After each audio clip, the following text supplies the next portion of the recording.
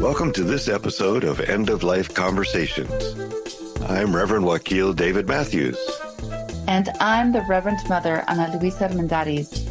In this podcast, we share people's experiences with death and dying, grief and loss, and the end of life.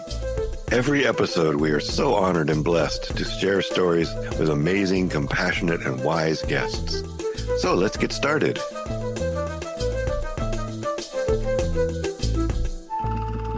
Arlene Hoag is a hospice volunteer for the Living Dying Project and co-chairman of the committee that presents Mountains of Courage, an annual conference in Bozeman, Montana.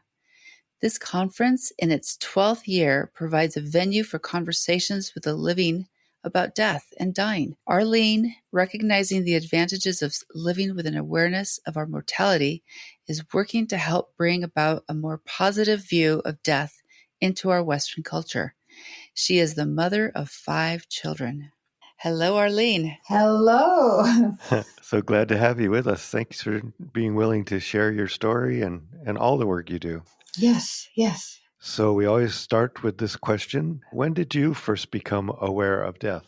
So as I was growing up on a small farm, we had horses and rabbits and chickens, but those animals were not really like close pets. And so I did not really have a close encounter with death as I was growing up. Both of my grandmothers died when I was around 7 years old, and I was not allowed to go to the funerals. And now at this point in my life, I am definitely an advocate for letting kids come to the funerals of their family members and get comfortable with death.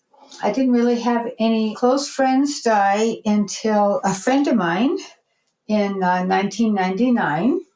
So we're going to fast forward quite a few years. She died of breast cancer, and she had been quite close because we had children the same ages and we grew up in a community in the Paradise Valley together. So I do have a little bit of a story about her. After she died, about a month and a half later, I was in a situation where I was meeting with a group of teens and I was going to help them with wilderness skills because that was one of the areas that I had studied. So I'm in this room I just walked in and there's a whole bunch of teens and they're just talking together and sitting and kind of waiting to figure out when we were going to start. And someone put on a song. It's a Wonderful World. And that happened to be Victoria's favorite song. My daughter, sang it at her memorial. And all of a sudden, I just burst into tears. I had to sit down and I cried and cried. In this room full of teens, most of them were not paying attention to me. Eventually, I was able to get over that. And one of the takeaways from that is you never know when your grief is just going to kind of bubble up to the surface. Mm-hmm. So true, yeah. Later on that same day, I experienced a very close contact with Victoria. We kind of carried on some conversations, just through the ethers. How are you doing? She says, I'm doing great, And I recognize the other takeaway is that when we have something happen, like we hear a song that we know was a favorite of our loved ones, or we see a certain bird that we think is a sign from them, or a certain flower, or all these different things that people recognize. Oh, look, my loved one is here. That is an opportunity, then I believe, to communicate that you can actually, if you have time to just sit down and actually communicate with a loved one when you see a sign like this or hear their favorite song. Yeah, so beautiful. What a beautiful note. So at this point, I think I'm going to mention one of the things that I have been really wanting to learn how to do is to be with people who are grieving. And at one of our conferences, we had a speaker, Gary Rowe, and he has written a book, Please Be Patient, I'm Grieving. And there's a little note on the inside cover where somebody says, boy, if I'd had this book when my wife died 3 years ago, I would have handed it out to all my friends because people do not know what to say. Absolutely. Yep. Right. And so they do one of two things. They either leave you alone because they're kind of afraid that they won't know what to say, or they say things that are very unhelpful. I think that's really important. What I have learned being a hospice volunteer, one of the things that I have learned is just being a good listener is the main thing that you can do, and potentially say, what would be the most helpful thing? Is there anything? What would be the most helpful thing for you right now? Yeah. I did take care of my mother when she got dementia in about 1994, and she died in our house at the end of 1999. I know my sisters had come to visit before she died, and they were very uncomfortable because she did not recognize them. And even though they knew that was probably going to happen, they were like, it just made them very uncomfortable. Well, I had been living with it for these 5 or 6 years. And so for me, it was very natural. And I became her caregiver. And so when she died, my husband said, well, are you okay? You seem to be handling this pretty well. And I said, well, I really lost her 5 years ago, but I'd had all that time to grieve as I was taking care of her. So it was not anything sudden. And so I was really grateful for that. Right. Right. Very good.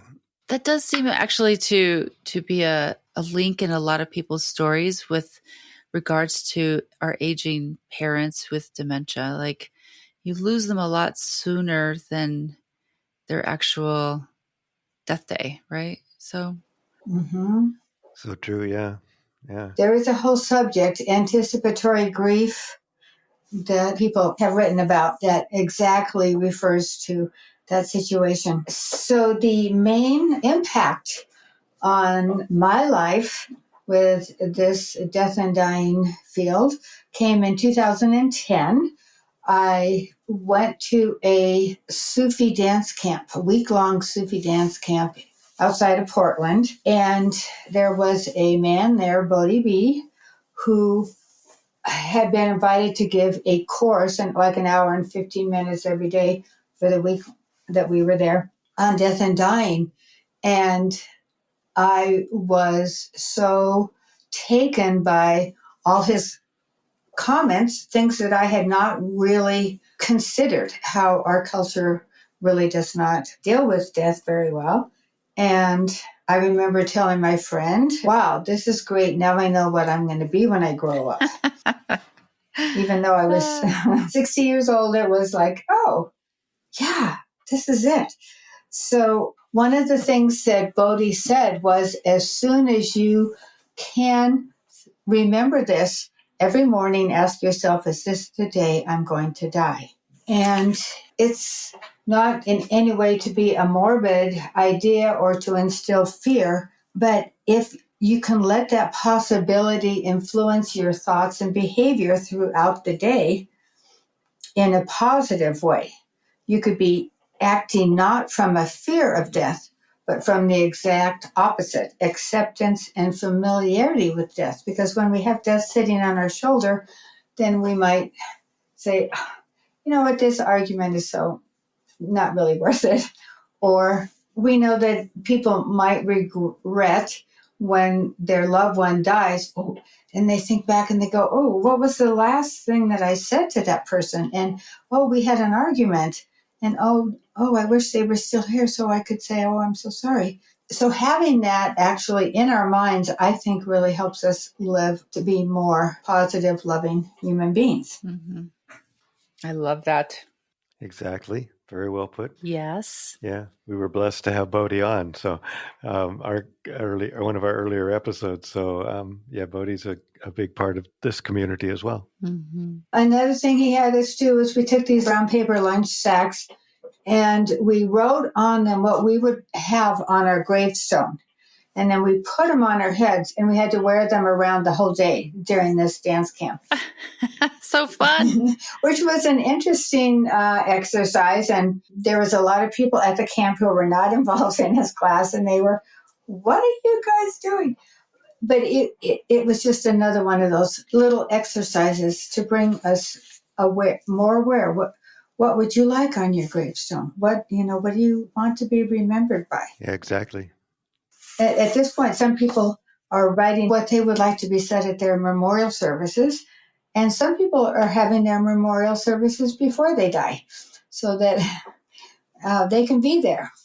So right. The last thing was that he encouraged everyone to become a hospice volunteer. And so I took that to heart, and that was what I did when I got back to Montana. It's wonderful. Yeah, that was I was actually in that class with you, I believe, and that really was a turning point for me as well. So we got to give Bodhi a lot of credit for getting many of us on the path here. Yes. Thank you, Bodhi. And he's one of your speakers at the conference, right? It's coming up. He is the main speaker. Normally we have a keynote who comes in and talks for like an hour and a half, and then we have another all-conference speaker in the morning and then breakout sessions in the afternoon. And he said, you're bringing me all the way from Hawaii. Just use me. I want the entire morning.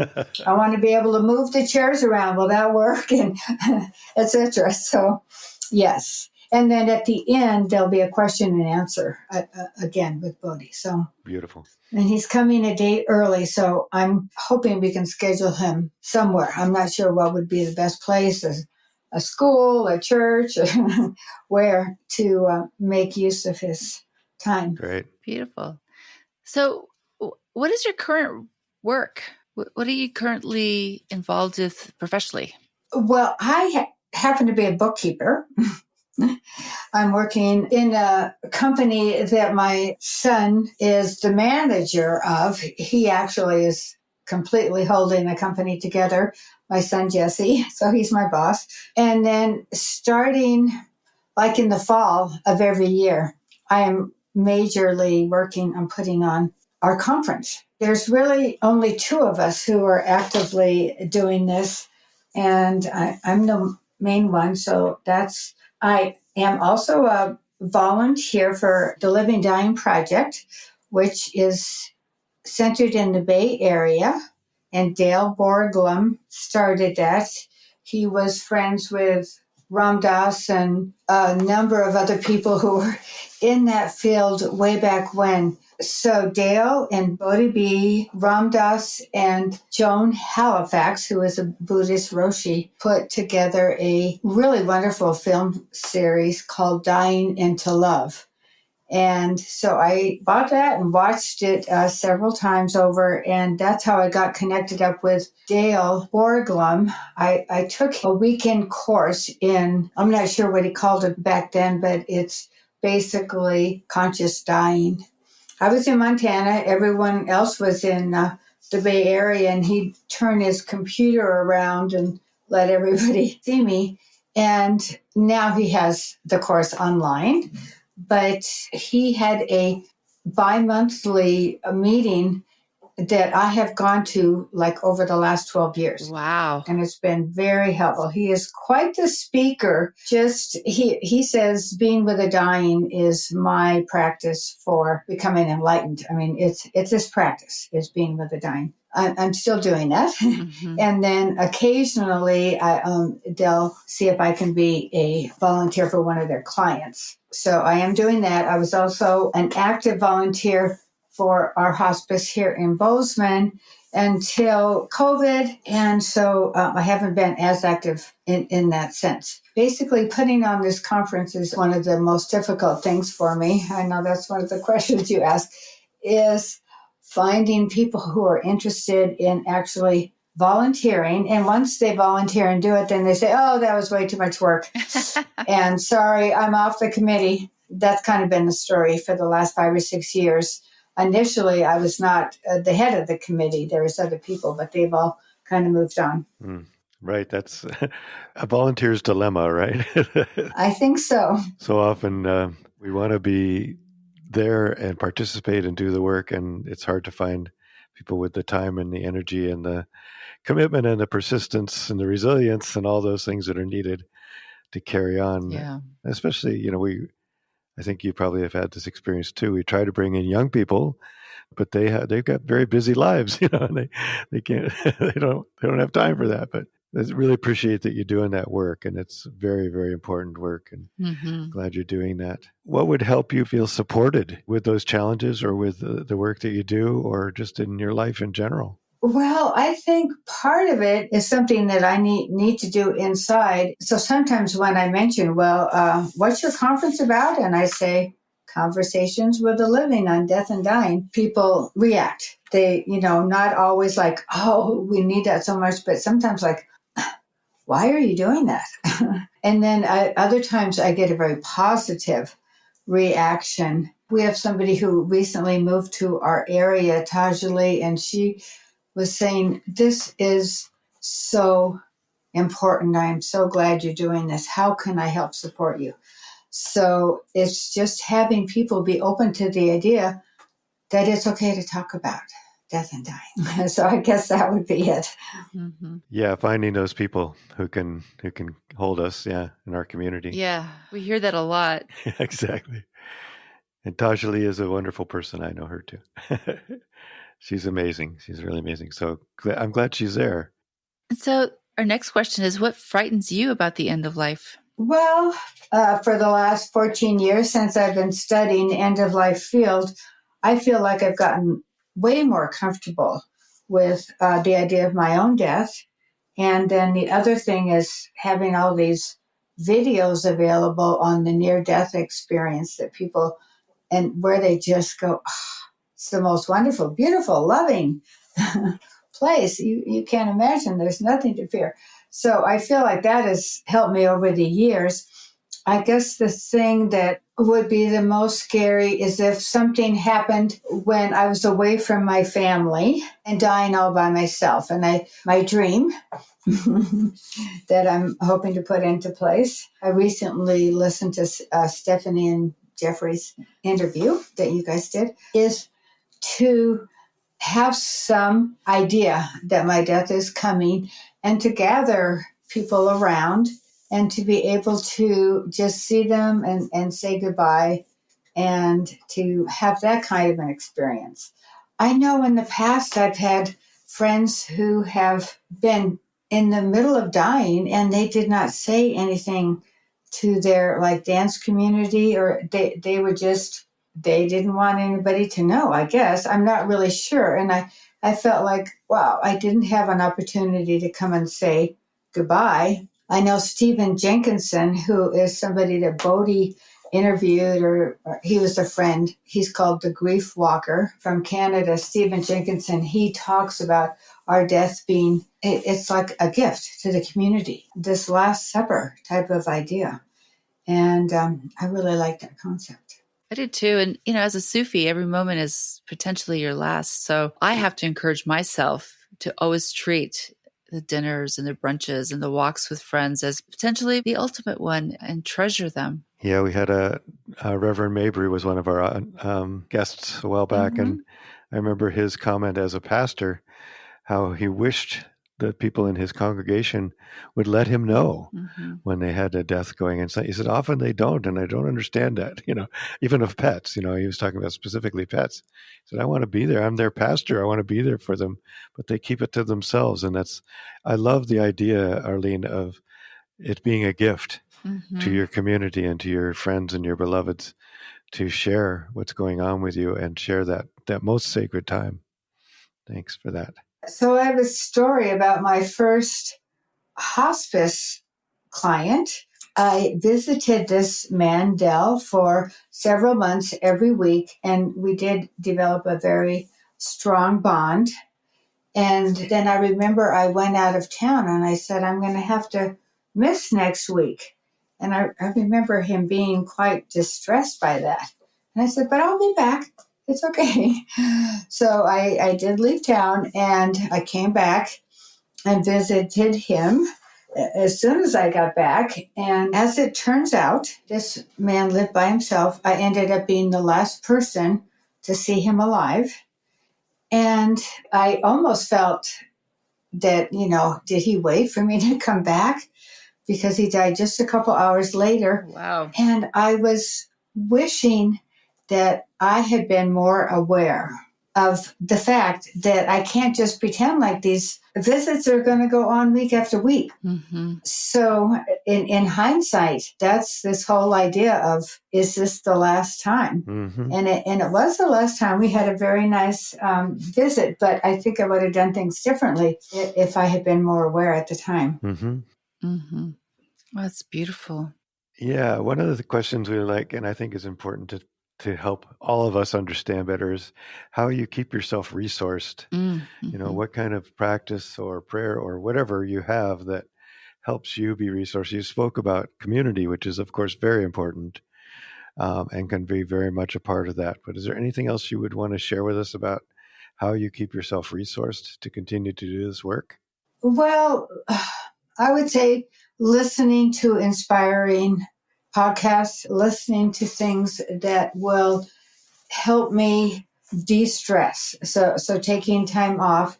I kind of do this on a daily basis because sitting in front of my two monitors for like 5 or 6 hours a day doing my bookkeeping is actually very mentally challenging, right? There's so many wonderful, inspirational books. So I leave my office and go up to my bedroom and pick out a book and read. I'm an avid reader. That really helps me to de-stress.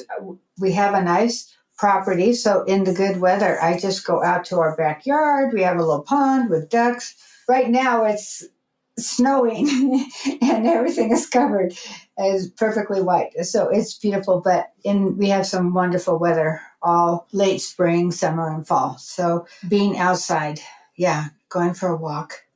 Yep, another one of the themes that we hear. It is. Nature is what helps us stay connected. Yeah. And grounded and resourced. Yeah. With a lot of people, and this is what happened with me, with my mom, because I didn't have any idea about home funerals.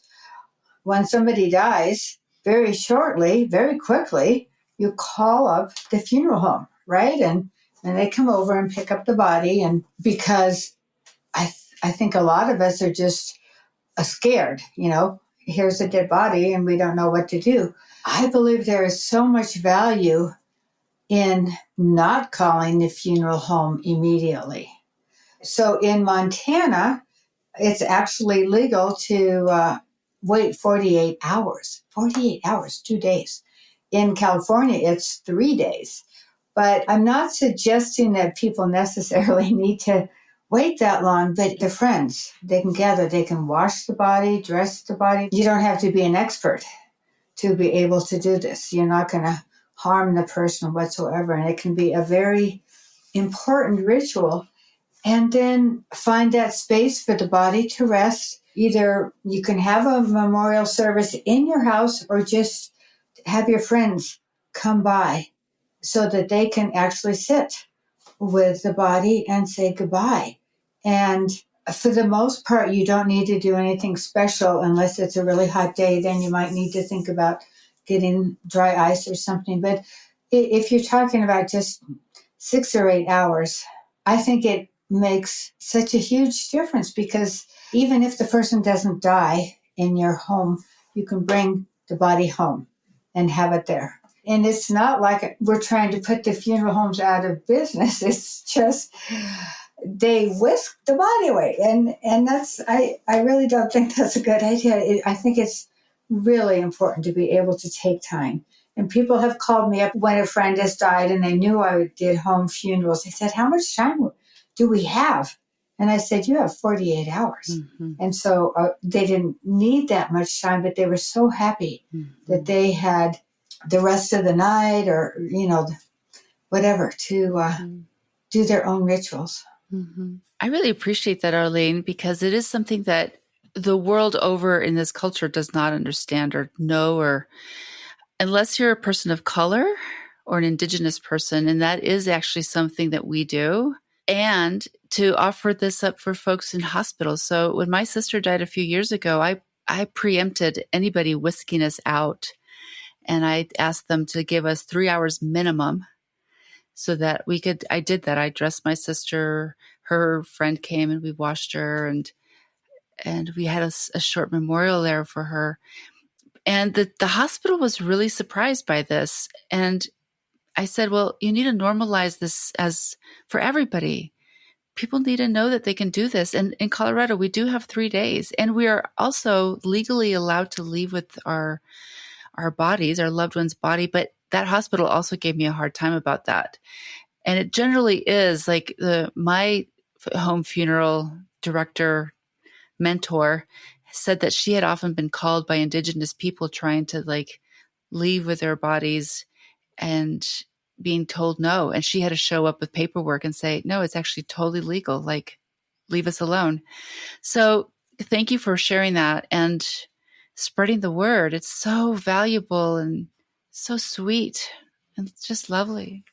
And then the children can come. This is so great. And then if it is helpful to prepare ahead of time if you have advance notice, and getting a cardboard box that people can draw on.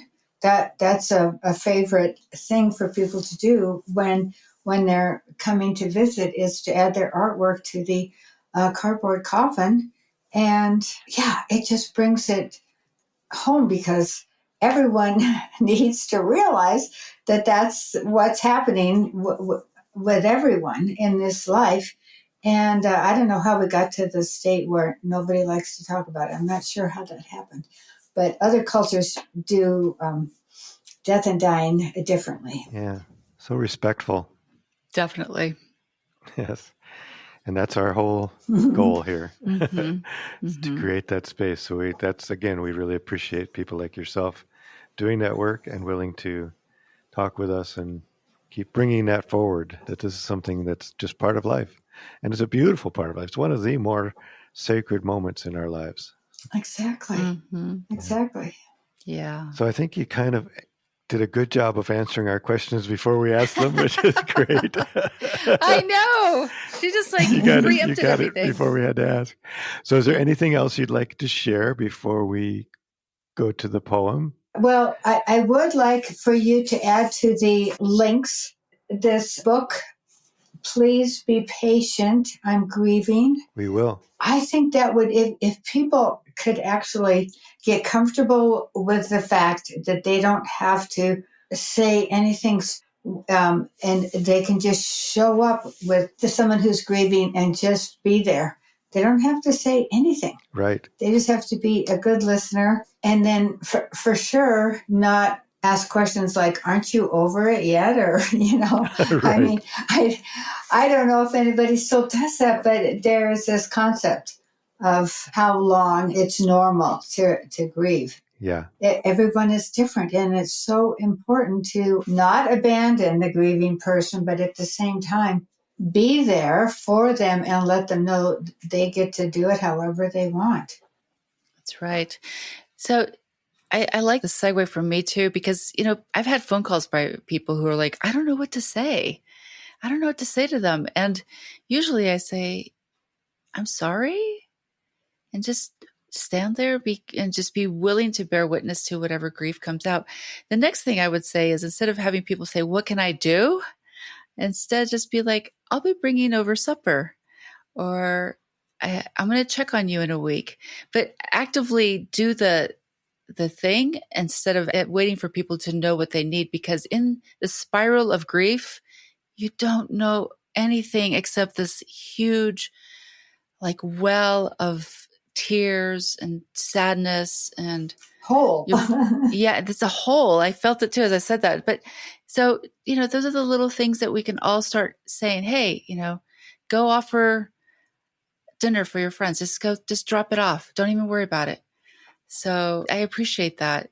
We need to start practicing this with each other and reminding each other what to do. And I'm sure some people want to be left by themselves, and other people do not want to be left by themselves. They'd rather have their best friend there holding their hand. And so they're the only ones that can tell you that. So just figuring out, do you want company or would you rather be by yourself? That's good. You give them a choice. Yeah. And you can also be an advocate for them, and say, I'll make sure people aren't bothering you. If you'd rather not be bothered, I can do that for you. Yeah. Thank you. That's really good. Such good stuff. Thank you so much. Yes. Thank you, Arlene. Woo! Yeah. You are welcome. Thank you so much. Yeah. Well, go ahead. You can read your poem to us if you would like. Okay. And this kind of comes from a little bit of a Sufi viewpoint of I am just another you. And I'm getting it from a book by Adrienne Heidemann, Bernie Heidemann's wife, who wrote a lot of the poems in this book, and she would read them in between the dances. But this one happens to be from Hafiz. There is a game we should play, and it goes like this. We hold hands and look into each other's eyes and scan each other's face. And then I say, now tell me a difference you see between us. You might respond, Hafiz, your nose is 10 times bigger than mine. But let's keep playing. Let's go deeper. Go deeper. If we do, our spirits will embrace and interweave. Our union will be so glorious that even God will not be able to tell us apart. That's so lovely. So childlike, so sweet. Yeah. Yeah, Hafiz has a wonderful way of making spirituality fun, playing those games. Thank you. And we'll put all this in the podcast notes, all of the wonderful books you've recommended, as well as the information about your conference and all that. So, oh, yes, Mountains of Courage. And I did want to just comment that even if you cannot attend, Bodhi has says, yes, we can record his keynote, that 2.5 hour many hours in the morning, and then we'll have it available for some nominal price up on our website for those people, because there's people, lots of people who aren't close enough to come, although we do have ladies that come every year from, it's about, I forget exactly where they live in South Idaho, but it's a long trip, and they make it every single year and come to this conference. So beautiful. Yeah, wonderful. Thanks so much for joining us on the End of Life Conversations. We appreciate you and look forward to sharing our stories. Thanks to my daughter Lucero and Nico Rush, who have cheerfully assisted us as our editors and tech support. Additional resources, transcript of this episode, and links to our social media will be in the podcast notes. Yeah, thank you so much. And please subscribe, tell your friends, follow us on social media, and consider supporting us through Patreon. We want to acknowledge that the music we are using was composed and produced by Charles Heastand.